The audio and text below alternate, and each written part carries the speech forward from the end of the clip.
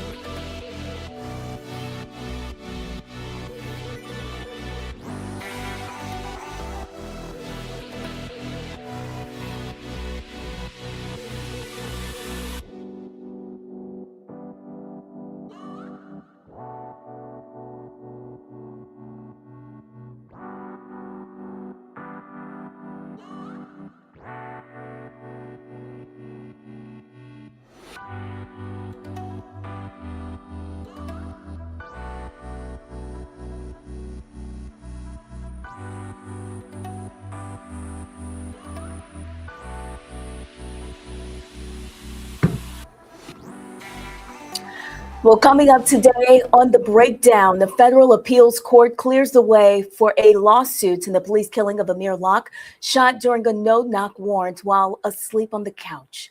And the National Guard will remain on the streets of Washington, D.C. through the end of 2026 as Donald Trump backs off plans to deploy troops in several other major cities. Plus, Kanye West addresses the Black community, opening up about mental health and why he says treatment matters.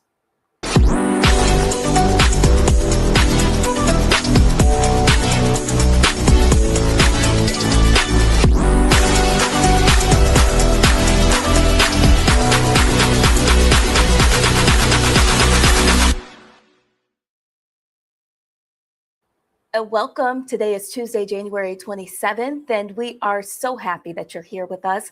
We have a lot to cover on the breakdown with Brittany Noble, so let's get started. The U.S. Court of Appeals for the Eighth Circuit has ruled a lawsuit involving the police killing of Amir Locke can move forward now. Locke was asleep on his cousin's couch in Minneapolis in February of 2022 when a SWAT team executed a no-knock warrant. He was not the person that officers were looking for and was shot and killed by an officer seconds after police entered. His parents are suing the city of Minneapolis, alleging violations of his constitutional rights and a broader pattern of excessive force and improper use of no-knock warrants by the Minneapolis Police Department.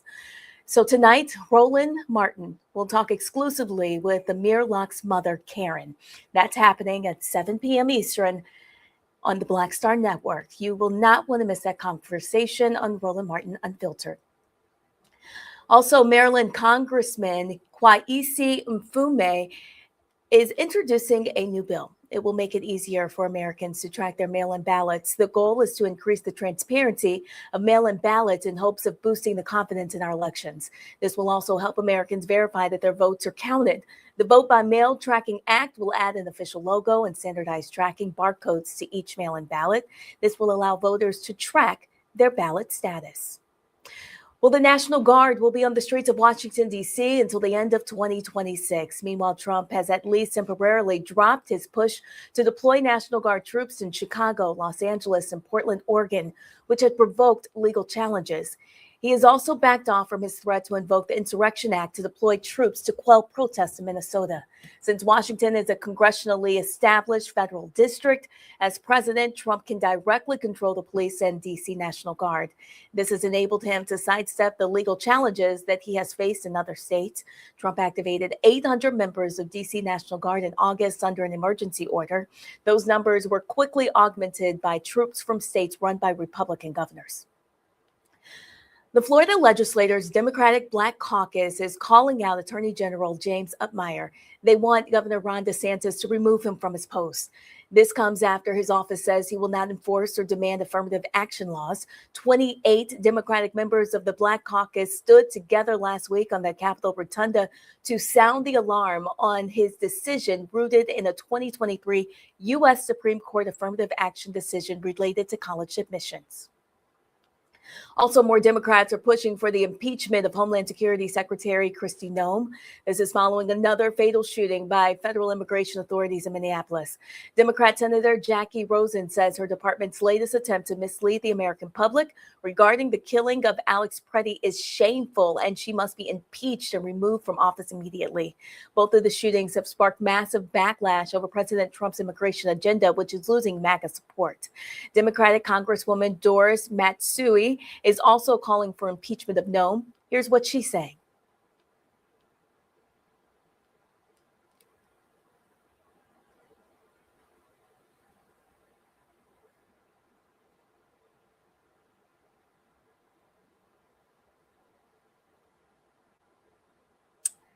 Also in North Carolina, a former police officer is suing another ex-officer who shot him more than 10 times during a 2019 drug raid. Former officer Clarence Belton, the only Black member of the FBI Safe Streets Task Force, was first accidentally shot by another task force member during a standoff with a suspect. As Belton tried to crawl to safety, he was then shot repeatedly by task force officer Heather Loveridge until someone yelled that Belton was a cop. The Charlotte District Attorney's Office declined to file criminal charges. Loveridge was fired in 2020 and now argues that the civil lawsuit should be dismissed under qualified immunity. More than 6 years later, the case remains unresolved as a court decides whether Loveridge is protected by the qualified immunity. Florida Congressman Maxwell Alejandro Frost says he was assaulted at a party during the Sundance Film Festival in Utah. Frost says the man who attacked him told him that Donald Trump would deport him. In a statement, Park City Police Department said the suspect, Christian Young, was arrested and booked on charges of aggravated burglary and 2 counts of simple assault, with each charge subject to a sentencing enhancement. The 29-year-old lawmaker, the first Afro-Cuban and the first member of Gen Z elected to Congress, thanked venue security and Park City Police for their response to the incident. A new study shows the link between police brutality and heart health in Black women. That study comes from North Carolina State University. It shows that worrying about police brutality and harassment is having an impact on heart health. The top concern for Black women is the potential interactions between their children and police. The study examined 422 Black women between 36 and 46. During the study, the women were asked questions, including concerns about their own future interactions with police, their experiences with law enforcement, and concerns for their children's future. Researchers found the related stressors contributed to higher risk of heart disease and hypertension through chronic stress and experiencing or fear of police misconduct. Actor Quentin Aaron, best known for his role as Michael Orr in The Blind Side, collapsed at his Atlanta home. He was on life support while doctors treated him for a blood infection. His wife says he's now partially breathing on his own. He has opened his eyes and was able to give doctors a thumbs up, though doctors are still working to determine the cause of his condition. A GoFundMe launched to help cover medical expenses has surpassed his $35,000 goal, as Aaron faces a long recovery that could include physical therapy and relearning how to walk. Well, rapper Kanye West is opening up about his mental health in the full-page letter published in the Wall Street Journal. West says a brain injury from a car accident decades ago contributed to his bipolar disorder diagnosis, which he says did not come until 2023. He also describes a month-long manic episode in early 2025 that he says upended his life. In the letter, West addresses the Black community directly, acknowledging its role in his success and expressing regret for letting people down. The statement is sparking renewed conversations about mental health, accountability, and the stigma in the Black community. Well, Black women-led skincare brand Topicals has closed another round of funding, continuing its rapid growth in the beauty industry. It was founded in 2020 by Olamide Olaway. The brand was created out of her search for effective solutions for hyperpigmentation, eczema, and dark spots, conditions that disproportionately affect people of color. The latest funding round is backed by Angel Reese, who Forbes lists among the top paid women athletes of last year, and Nigerian global music star Rema. Since its launch, Topicals has raised more than $22.6 million and built a loyal following through its culturally attuned branding with an intentional focus on inclusive skincare. Well, coming up ahead on the breakdown, with two fatal federal shootings in Minneapolis in just a couple of weeks, WURD radio host Dr. James Peterson will connect those deaths to a bigger picture of violence in America is ordered and who gets public sympathy or outrage. That story is coming up after the break. And remember, for more news headlines and in-depth coverage 24 hours a day, please visit us at the Black Star Network. We are your source for stories that matter to our community. We'll be right back. You're watching The Breakdown with Brittany Noble on the Black Star Network.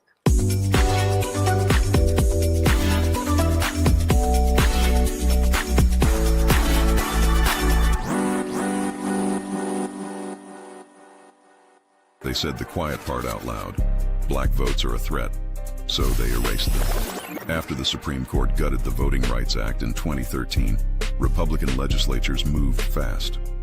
New voter ID laws, polling place shutdowns, purges of black voters from the rolls. Trump's Justice Department didn't stop it, they joined in. In 2018, his DOJ backed Ohio's voter purge system, a scheme that disproportionately erased black voters. Their goal, erase black votes and political power. Yeah, that happened. These are the kinds of stories that we cover every day on Roland Martin Unfiltered. Subscribe on YouTube and download the Black Star Network app. Support fact-based independent journalism that centers African Americans and the issues that matter to our community.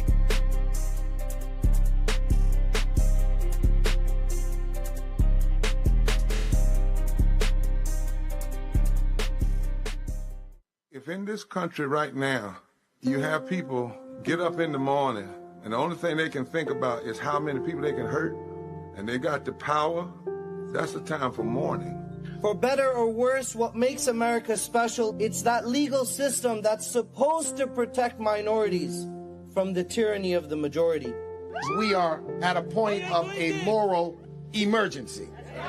We must raise a voice of outrage. We must raise a voice of compassion. And we must raise a voice of unity. We are not in a crisis of party versus party. We are in a crisis of civilization, a human rights crisis, and a crisis of democracy itself. And guess what? You've been chosen to make sure that those that would destroy, those that would hate, don't have the final say, and they don't ultimately win. What's happening? This is your man, Motown recording artist Kim. You are watching the Black Star Network.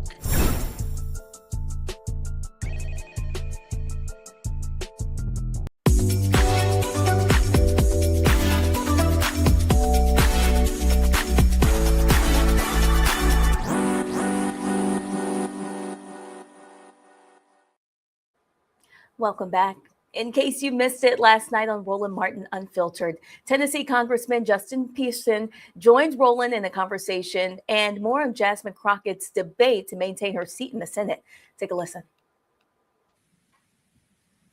All right, then. We appreciate that. Folks, we've been telling you about what's been happening in Memphis. There's been a lot of focus in targeting of the Elon Musk, his XAI, and the turbines there, and the impact it is having on residents, Black residents there in Memphis. You've had city leaders and others who have allowed them to operate with impunity, not really holding them accountable. But now the EPA has issued a ruling. State Representative Justin Pearson joins us right now. I'm glad to have you back on the show. So take us through what action has the EPA, what have they actually said about these turbines? Yeah, the EPA affirmed what our community has said from the beginning, that Elon Musk and XAI were illegally operating gas turbines without a permit. They built a power plant and didn't go to the health department or any other agency asking for a permit to do so. And they polluted the air of our community more than the international airport. We're talking about thousands of tons of nitrogen oxides, 17.2 tons of formaldehyde sprayed into the air of this community. And there was no way for us to stop them because the mayor of our city and our county supported this. The health department supported this, and the Chamber of Commerce, the Memphis Chamber of Commerce, led by Ted Townsend and Bobby White, were all supportive. And so it's very strange that Trump's EPA was the one to actually say the people in Boxtown, the people in Westwood, the people in my district, in District 86 were actually on the right side of this. And Elon Musk and a lot of the Democratic institutions, lowercase d, that were supposed to protect our community, that were supposed to prevent this from happening, failed us.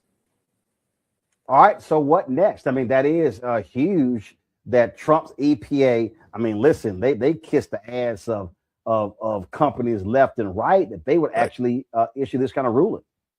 Yeah, I mean, it affirms what the Clean Air Act has been saying the whole time. And what we were telling people was, look, they're asking whether or not there is an exemption. And if they're asking about it, that means currently there isn't one. And so anything that this company was saying about how they needed to have an exemption or have a year to be able to pollute as much as they want was completely false and was completely wrong. And so it affirms that the Clean Air Act is still the federal law of the land and it needs to be followed. And the reality is we're actually in a fight now because they took these same gas turbines, moved them to South Haven, which is just across the border, and they're now illegally operating them in South Haven. But as you know, when it comes to environmental justice, the communities that are most impacted are Black communities, Latino communities, poor communities, even poor white communities.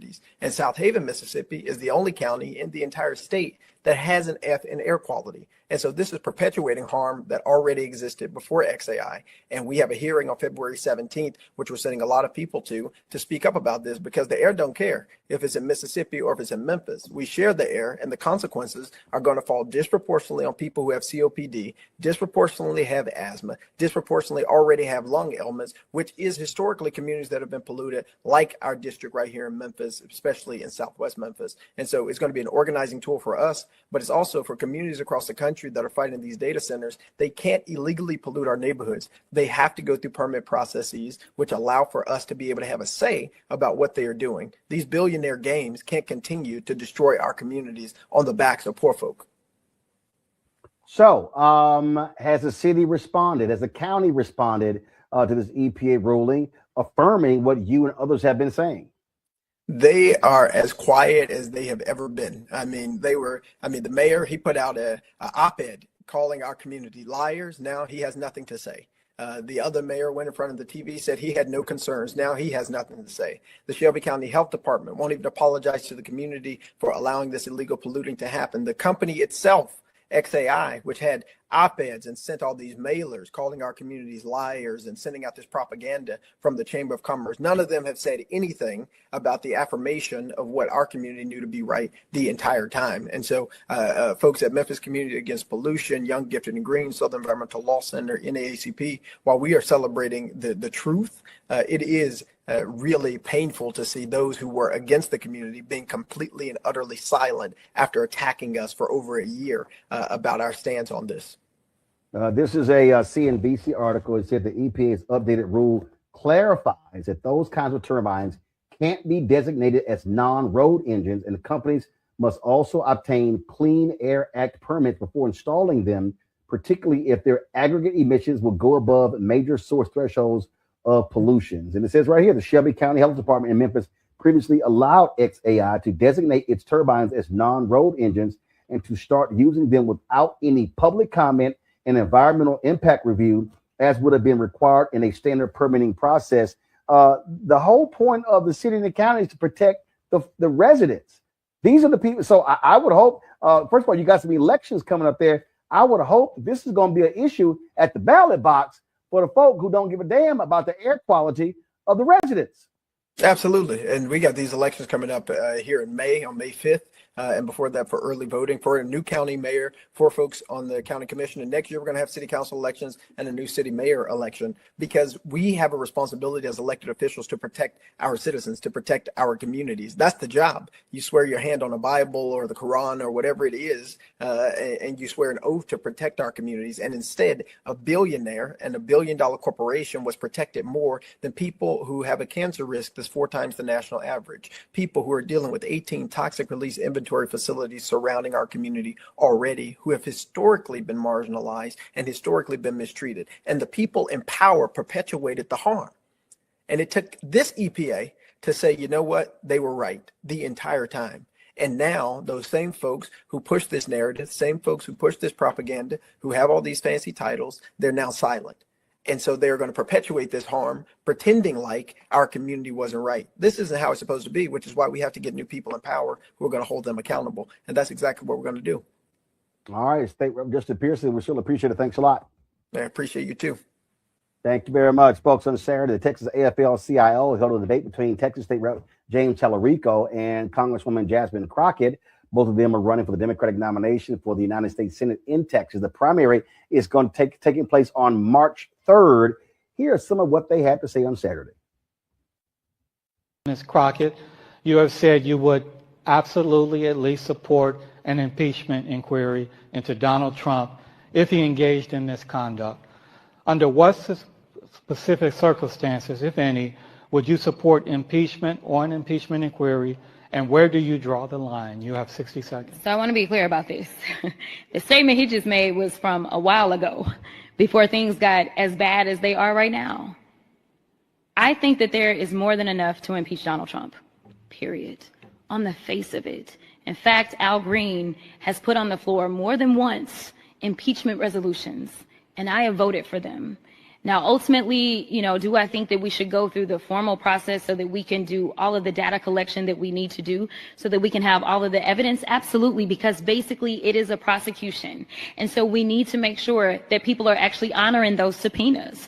We need to get all of the information. And so I think that we should start at an impeachment inquiry. We should go and get all of the information. We should allow the American people to hear and see that information, call their representatives, urge them to make the votes. And then ultimately, if we feel like there is enough evidence that has been presented in committee, which it most likely would be judiciary where I currently serve, then we take that vote. We take it to the entire House floor. Now, there are those that say there is no point because we impeached him twice and then he ultimately did not get convicted. Is that where you're going? Ms. Crockett, but name one thing specifically that he should be impeached for.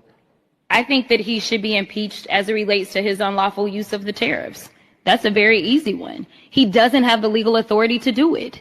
He, everything else as it relates to his legal authority, I think the courts have stopped him, whether we're talking about birthright citizenship and some others, but the courts have not yet weighed in specifically on the impeachments. The tariffs. All right. Mr. Tallarico, while you have been critical of Donald Trump, you have not publicly called for impeachment. If elected to the Senate, under what specific circumstances, if any, would you support impeachment or an impeachment inquiry? And where do you draw the line? You have 60 seconds. I think the administration has certainly committed impeachable offenses, particularly when it comes to using their public roles to enrich themselves. I will conduct myself in any impeachment proceedings in the United States Senate just as I did in the Texas legislature when impeachment charges were brought against our corrupt Attorney General. I evaluated all the evidence. I said it was the most serious vote I ever casted because I was removing a duly elected public official from office.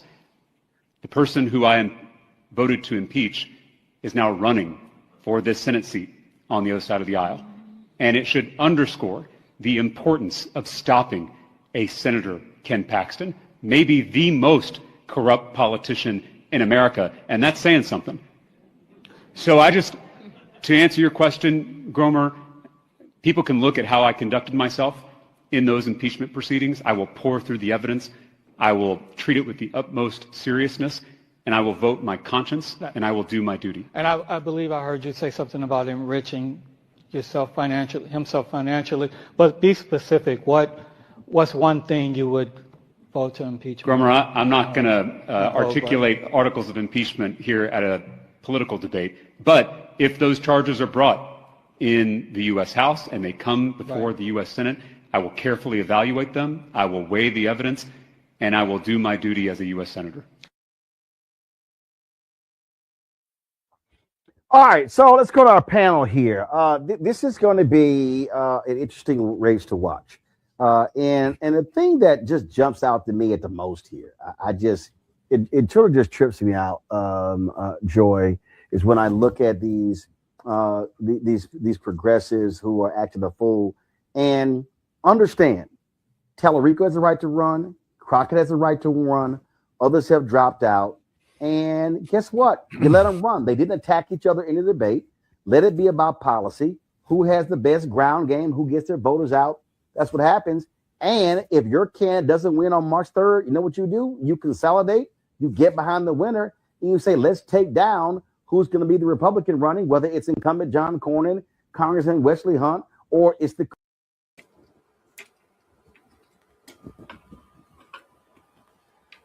Well, folks, your support is critical to what we do. You can support us via Cash App using the Stripe code in the bottom left-hand corner. You can also help us with credit cards. Use the same thing. PayPal's R. Martin Unfiltered, Venmo's RM Unfiltered, Zelle at rolandsmartin.com. Rolling at rolandmartinunfiltered.com. If you're old school, you can send checks and money orders payable to Roland Martin Unfiltered, P.O. Box 57196, Washington, D.C.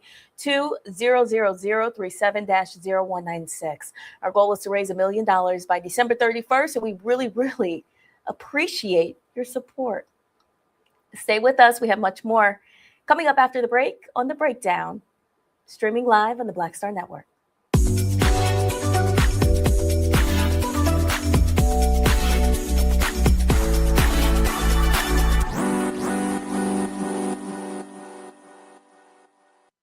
If in this country right now, you have people get up in the morning and the only thing they can think about is how many people they can hurt, and they got the power, that's the time for mourning.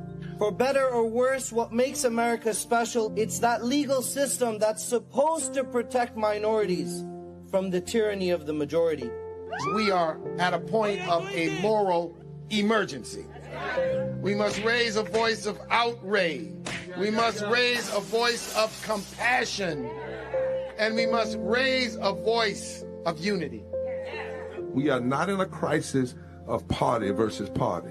We are in a crisis of civilization, a human rights crisis, and a crisis of democracy itself. And guess what? You've been chosen to make sure that those that would destroy, those that would hate, don't have the final say, and they don't ultimately win. Hey y'all, welcome to The Other Side of Change, only on the Black Star Network and hosted by myself, Bria Baker, and my good sis, Jamira Burley. We are just two millennial women tackling everything at the intersection of politics, gender, and pop culture. And we don't just settle for commentary. This is about solution-driven dialogue to get us to the world as it could be and not just as it is. Watch us on the Black Star Network, so tune in to The Other Side of Change.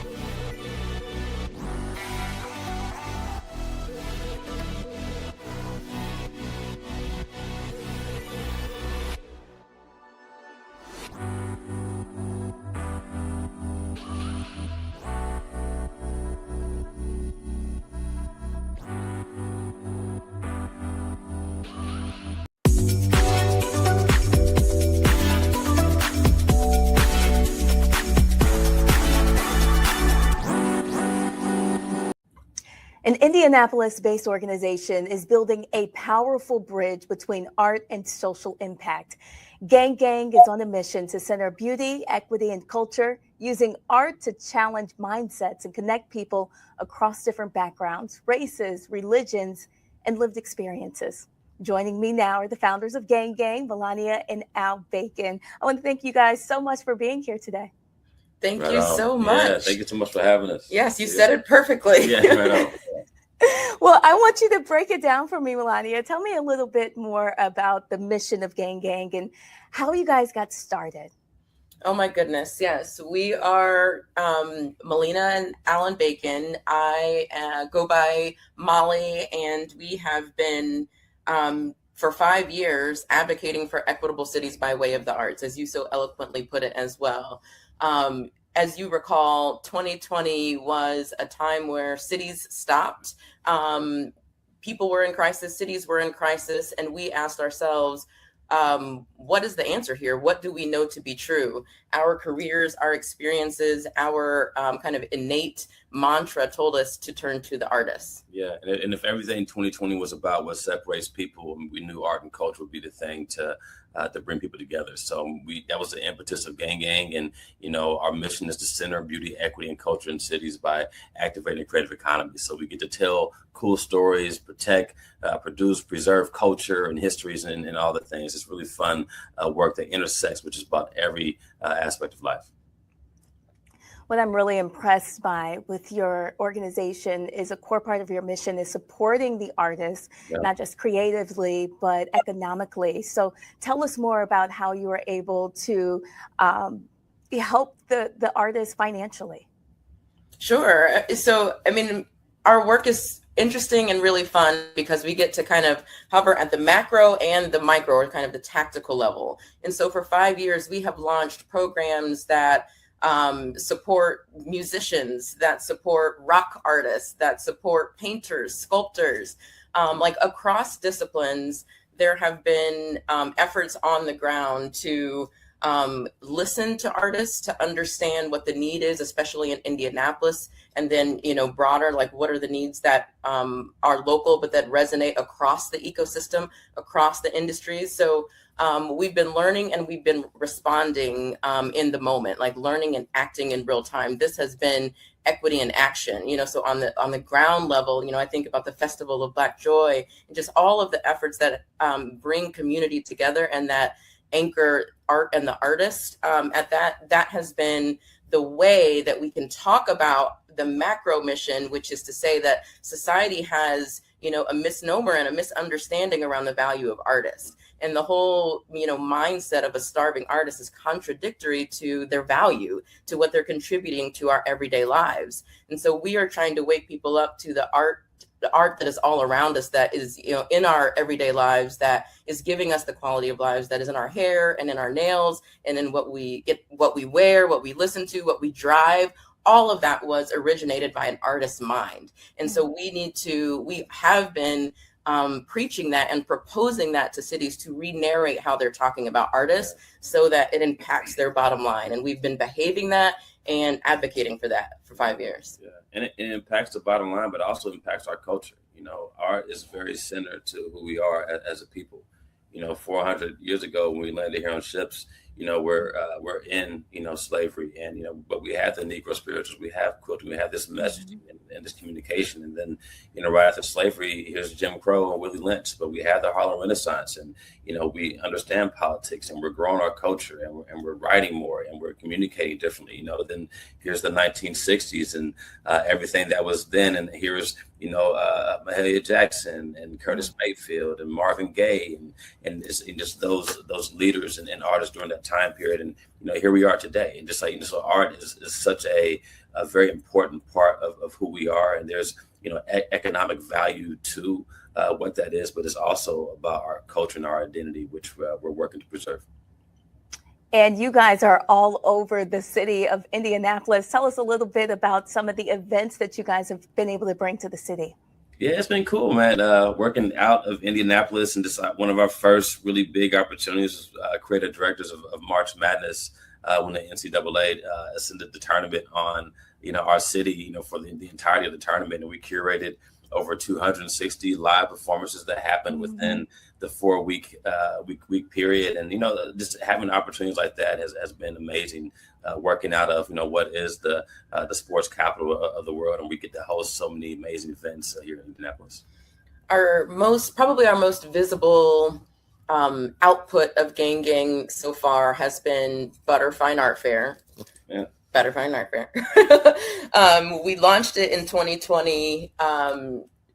Like I said, as a tactic for equity in action, as a way to protect the artist and the artist's voice, and to recognize the talent in Indiana and that we are on par with established artists from around the world. Yeah. So Butter puts all of those voices and perspectives on the same ticket, on the same platform, in the same space, and has become a cultural movement that is expanding to Los Angeles for the first time out of Indiana. So, we started something that Indianapolis promoted and protected and supported, from the economic development level to the tourism level to the community level to the private level and public. It's been supported and it has worked. And we thought that we were making Indy's first Black Fine Art Fair, and then we were like, oh, this is Indiana's. Oh, this is the Midwest. Oh, this is the nation. Oh, what do you mean there's not an equitable fine art fair in the world yet? And so, oh my goodness, this has started in the middle of Indiana and has authentically spread to, Los Angeles. That community has come to Butter in Indianapolis and said, wait a minute, what is this? Wait a minute, what are you doing here? This needs to be in LA. This needs to be in the second largest art capital in the nation.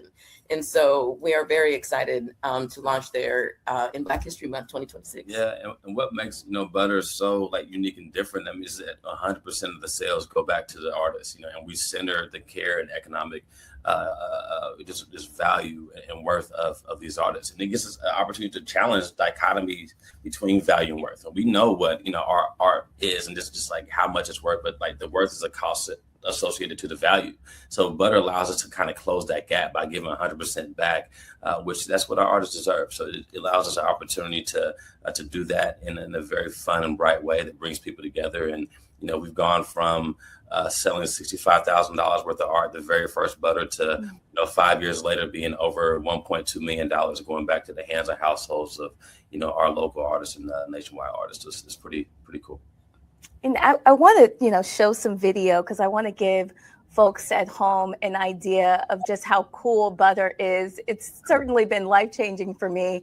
I had a great time on the last day of Butter, singing gospel music in the middle of the street. Tell us a little bit more about that open shout session and why you think Butter has resonated so strongly with people of so many different backgrounds. Wow. Yeah, you want to talk about the music program? Yeah, Butter is, it's the density of what is our culture. So it's the music, it's the food. It's the singing, it's the dance. And then with the visual art as the centerpiece. But that's who we are, and Butter gets to celebrate everything that is our culture that we've built and grown to love in this country. So I think it allows and we have the density of that experience. That's what makes Butter, pretty special. That is that gravitational pull for about everybody. And that you can have a shed session in a safe environment, and we can be proud and confident and do that on 10th Street, in downtown Indianapolis, because that's who we are and that's what we do. And so Butter is creating environments that do what we propose, which is to center beauty, equity, and culture. And that's what you feel when that happens. Right on. Tell me what's next for you guys. Well, we are spreading the word about the spread of Butter. We are inviting the world, the culture, to join us February 26th through March 1st in Inglewood. This is Inglewood's first Black Fine Art Fair. We are so excited. Let's go. Has welcomed us. The Inglewood Unified School District is on board. There's going to be an education day. And so this is an important moment for the arts and moment for art fairs. We are disrupting the model. To come to LA Art Week and to introduce a fair is bold at all, but to say, this is the Black Art Fair, this is the fair with a cause. This is the fair that's accessible, so it is important to support this effort. And so we hope to see everybody February 26th through March 1 in Inglewood. and support gang gang. Yeah, man. Support gang gang. Support gang gang. Sustain gang gang and voices that are advocating for the value and the worth of artists and cultural and creative entrepreneurs. Well, I want to thank you both for joining us on the breakdown. And for folks at home to learn more about Gang Gang and the programs they host or how you can be a part of the movement, just go to their website, ganggangculture.com. Molly Bacon and Al Bacon, thank you so much for joining us. And thank you for the work that you're doing to center culture and community. Thank you so much. Yeah, thank you for the time. Yes. Really appreciate it. Thank you.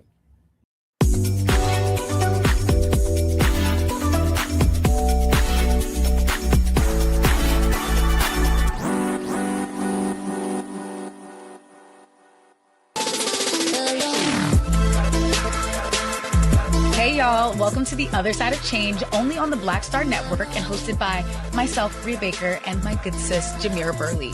We are just two millennial women tackling everything at the intersection of politics, gender, and pop culture.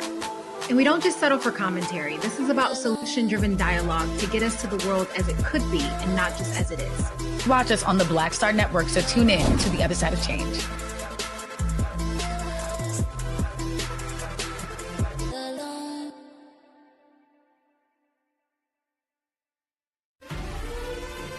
Violent white supremacy is, quote, the most persistent and lethal threat in the homeland. The greatest terrorist threat to the homeland is the homegrown violence stream, including hate crime committed on behalf of some kind of white supremacist ideology. They are coming after everything in Black America. MAGA and Donald Trump are specifically targeting Black America. They are going after the money. Attack Black Lives Matter. Attack critical race theory, attack woke, DEI. MAGA wants to defund Black America. This is a perfect example of their desire to completely degrade and de-emphasize Black people.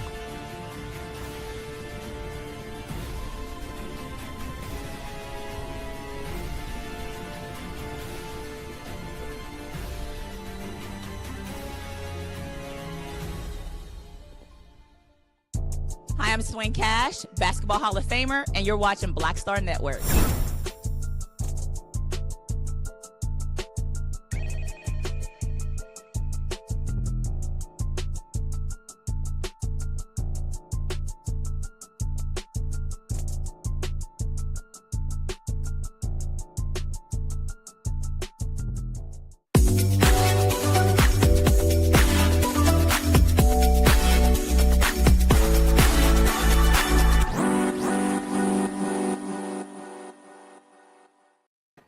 Welcome back. Our nation's democracy is currently under attack with 2 fatal shootings within a month in Minnesota. Matters only seem to get worse.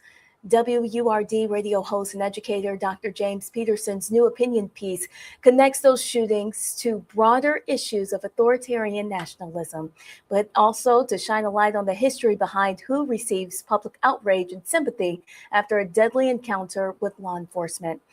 Dr. James Peterson, we want to thank you for joining us today on The Breakdown.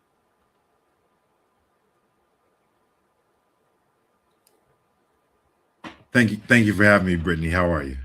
I am doing well. It's wonderful to have you on here. In your article, tell us a little bit about what prompted you to even write this. Well, I'm like many people, I'm inspired by the work of Toni Morrison. And for folks who read Morrison, you know, the opening lines for her novels are quite extraordinary. And so the opening lines for a novel called Paradise is they shoot the white girl first.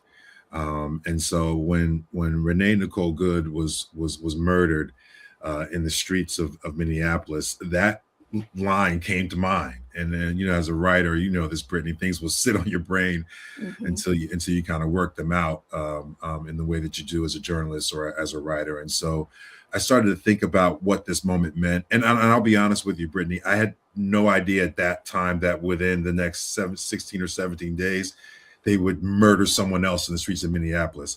But what I didn't know was that was a watershed moment, that was going to get the attention, the eyes and the ears of white America in ways that even George Floyd didn't, right? That was going to chart a course for this nation, that the kind of brutality that Black and brown folks suffer under the boot of this iteration of America's anti-immigration policies through ICE and otherwise. Black and brown folks experience this all the time. There are people dying in custody in Texas. We don't hear too much about that. The 5-year-old boy, we did hear about that, but there are things happening to Black and Latino and Hispanic communities that maybe the broader community is not always experiencing. But the shooting and killing of Renee Good, the shooting of Mr. Petty this past weekend, those things are going to strike a different chord. It shatters the veneer of safety for many white Americans who maybe in the campaign supported some semblance of an anti-immigration campaign, a deportation campaign. But when it looks like this, I think they have to respond to it and think about it differently. You write that George Floyd was killed not too far away from where Good died. Talk about the broader issues of authoritarian nationalism, now amplified by an erosion of public faith. Just to be clear, Black America has yet to recover from the issues raised by the Black Lives Matter movement, including Natasha McKinney, including the death of George Floyd and many, many others, right? Our relationship with law enforcement will forever be fraught because of the ways in which law enforcement has committed crimes within our community and against members of our community. We always want to draw attention to these issues, always. But we're in a moment right now under the boot of this particular administration, particularly its anti-immigration policies and the deputizing, essentially, of undertrained federal officers through the ICE agency. We're seeing a level of tyranny that I think is more rampant and more regularized than most white folks in this country are used to. And so this is a moment of potential solidarity, Brittany. And I don't want to be like, we told you so, but Black folks have every right to say right now, like, they're going to shoot a white woman, they're going to shoot a white guy, they're going to shoot anybody, right? Black folks have the right to say right now, we told you so. We told you that this kind of unchecked authoritarianism emanating in our law enforcement entities, when it targets folks or targets certain communities, it can kill or it can hurt or harm anyone. We've been saying this for decades now. And so it's not chickens coming home to roost. We're not, I told you so. We're saying, hey, welcome to the fight. Welcome to the moment that we've been wrestling with for a long time. Go into detail just a little bit more. Like, why is Renee Good's death? How is it highlighting how violence in America is ordered and hierarchical? Well, so generally speaking, the hierarchy of police violence, unlawful police violence, is as follows. If it's directed against our community, the Black community, the Latino community, if it's directed against poor folks, a lot of excuses are made. There are a lot of off ramps. There's qualified immunity. There are unions with big budgets. And then even when folks do sue to get some kind of recourse, it's taxpayers that foot the bill. So when it happens in our community, it does, still continues to happen in our community. When law enforcement behaves badly in our community, when police brutality harms someone in our community, there are lots of different checks and balances against us seeking and pursuing justice. Unfortunately, what they have trained and practiced doing in our communities, which is at times killing people within the Black community, killing people within the poor Black and Latino communities with impunity, they've practiced it enough now, Brittany, that they can do it at this large scale. They can kill middle-class white folks. They can kill an ICU veterans nurse, and they still haven't released the identity of the person who actually shot him. Right? This, think about how unconscionable this is, Brittany. We do know that Jonathan Ross killed Renee Good, but as of right now, we do not know the names of the ICE agents who we've all seen on video shoot Mr. Petty to death in the streets. That kind of impunity, again, it's sadly and tragically, it is not unfamiliar to members of the Black community, right? We had to fight to get every name of every law enforcement officer who put his boot on the neck of an innocent, unarmed Black person. But again, they practice in our communities what they're doing now on a large scale. That is where that authoritarianism sort of comes into play. This is a nation right now that has a president at the helm that is leading a movement that believes in a white ethno-nationalist state, right? They believe that this country really is just for white folks. There's always been people here who believe that, Brittany. But to have it realized politically at the federal level, to have it realized in a presidential administration is probably something I have not seen or confronted so directly in my lifetime. And so the Department of Homeland Security, ICE, these things, they're reflective of this administration's policies. They campaigned on this, Brittany. They weren't ashamed of this. They campaigned on this, and now they're meeting out this policy in ways that's violent, it's unchecked, and this is why we're seeing so much unrest and so much resistance right now nationally to ICE. It's not just Minneapolis that's saying ICE get out. They're saying it here in Philadelphia. They're saying it in Chicago. They're saying it in Louisiana. People do not want to deal with this level of tyranny in the federal government. So to be clear, your argument is that white supremacy is really the bedrock beneath all of this. Without question, without question. I mean, I'm not saying anything, Brittany, that is new. White supremacy animates a lot of this nation's history. Think about what happened this week in Philadelphia, right? You had federal officials from the Office of the Interior remove the exhibit that honors the enslaved folks who were enslaved by the founding president of the United States. Right? George Washington owned slaves. He owned hundreds of slaves in Mount Vernon, but he owned about 8, maybe 9 slaves here in Philadelphia at the first White House. We're getting ready to celebrate the semi-quincentennial of this nation in Philadelphia, Brittany, right? George Washington owned slaves right here in Philadelphia at the founding of this nation. And this administration removed the exhibit, the only one of its kind, removed the exhibit from the federal properties here in Philadelphia that honored the lives of those who were enslaved by the founding president of the United States. So white supremacy has been a part of the United States since its founding. There's no surprise there. It's interesting to see how it rears its head through the ideology of folks like Stephen Miller in President Trump's administration, through ICE policy. You see that the Housing Authority, HUD, now is implementing ICE-like policies, saying now they got to check the citizenship of everybody that's in urban housing, or they're going to pull federal funding for it. You've seen it in the anti-Black, anti-DEI executive orders coming from this president. The systematic attempts to erase Black history, not just here in Philadelphia, but everywhere it can, micromanaging and trying to control the curation of the arts by the subject matter experts at the Smithsonian Institute, including the National Museum of African American History and Culture. This is not white supremacy undercover. This is operating as policy with the current administration. Dr. James Peterson, we thank you so much for coming on The Breakdown today and for sharing your noble thoughts. If you want to read more of Dr. Peterson's work, you can go to URL Media.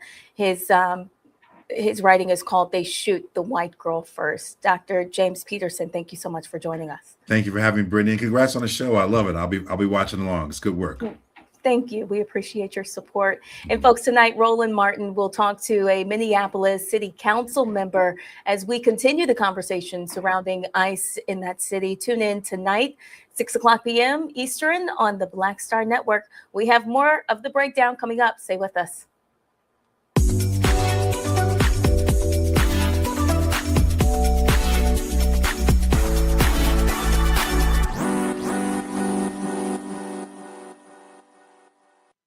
If in this country right now, you have people get up in the morning and the only thing they can think about is how many people they can hurt, and they got the power, that's the time for mourning. For better or worse, what makes America special, it's that legal system that's supposed to protect minorities from the tyranny of the majority. We are at a point of a moral emergency. We must raise a voice of outrage. We must raise a voice of compassion. And we must raise a voice of unity. We are not in a crisis of party versus party. We are in a crisis of civilization, a human rights crisis, and a crisis of democracy itself. And guess what? You've been chosen to make sure that those that would destroy, those that would hate, don't have the final say, and they don't ultimately win. Hey y'all, welcome to The Other Side of Change, only on the Black Star Network and hosted by myself, Bria Baker, and my good sis, Jamira Burley. We are just two millennial women tackling everything at the intersection of politics, gender, and pop culture. And we don't just settle for commentary. This is about solution-driven dialogue to get us to the world as it could be and not just as it is. Watch us on the Black Star Network, so tune in to The Other Side of Change.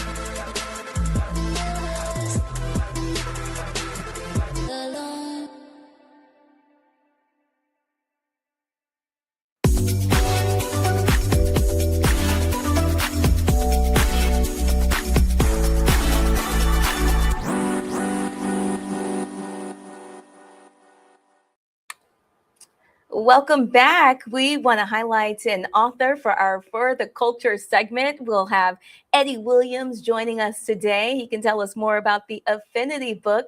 Eddie, have you entered the chat? Are you there?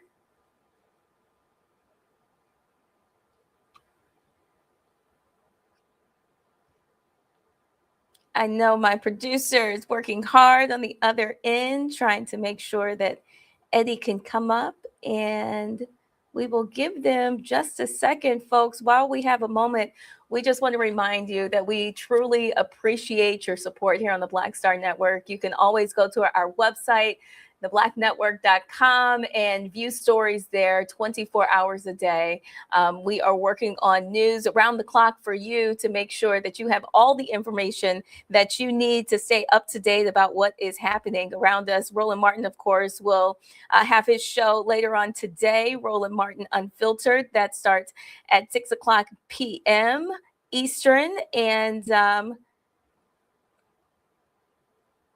we also want to remind you that coming up tonight on Roland Martin Unfiltered, he would have an exclusive conversation about a police-involved killing that shook the nation. Again, Roland will interview Karen Locke. She is the mother of Amir Locke. They will talk about her son's death at the hands of police and her fight for accountability. That interview will be at 7 p.m. Eastern tonight on Roland Martin Unfiltered.